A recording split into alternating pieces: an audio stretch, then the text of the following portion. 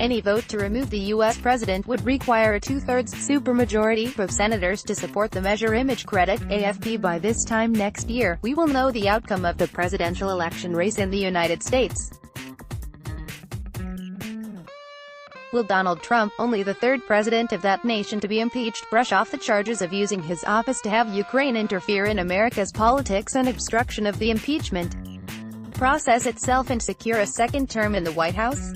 Or will one from a crowded field of Democrats overcome the divisive polarization of U.S. politics to win the Oval Office? The poll is set for November 3rd and the long race for Democrats begins early in 2020 with the Iowa caucus.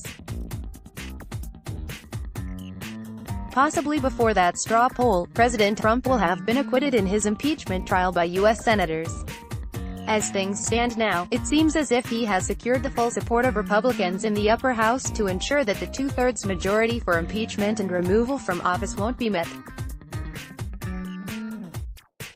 The funding of the U.S. federal government has been secured until September, removing one impediment from the agenda in Washington, a city and political apparatus at a virtual standstill because of the effects of the deep polarization and divisions between Democrats and Republicans over the nature and tenacity of Trump's presidency.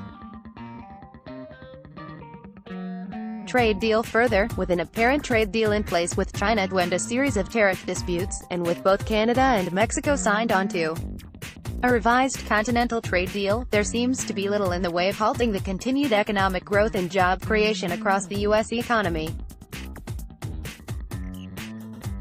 But the U.S. isn't the only nation where election campaigns will be closely monitored.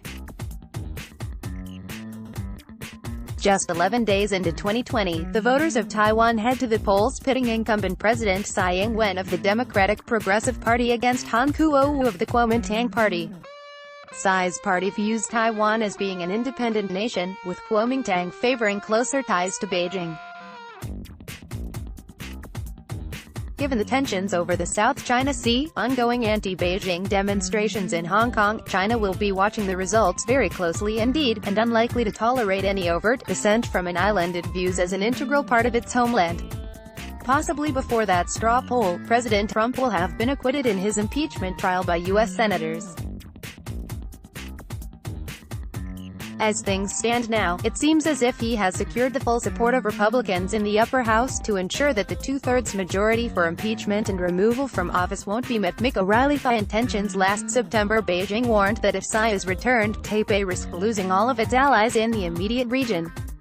During September 2020, however, the patience of China will be tested to the limit as Hong Kong is due to hold legislative elections.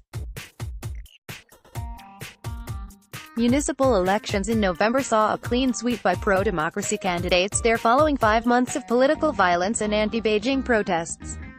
With the September ballot looming, will the leadership in China take action to end those protests and exert its control over the rest of former British colony? By April 15th,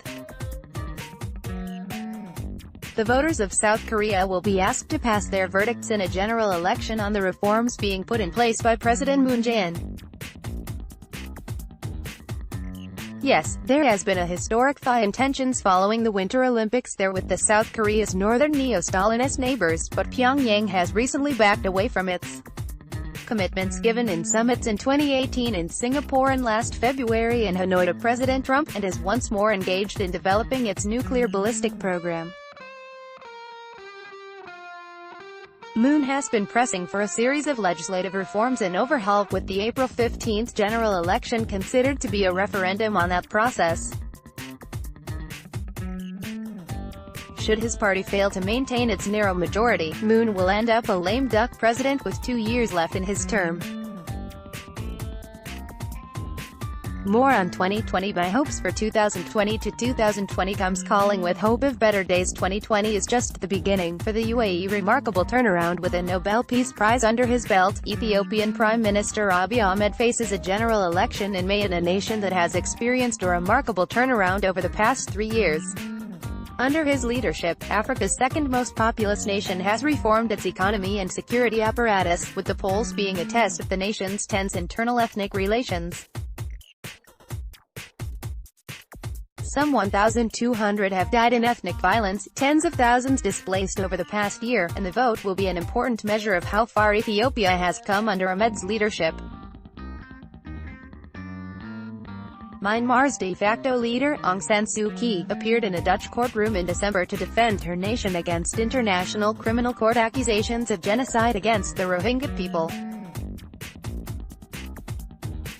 Come November, Myanmaris will head to the polls where Suu Kyi's National League for Democracy last time won a majority of seats in both houses in a legislative system that seems the military automatically controls a quarter of seats.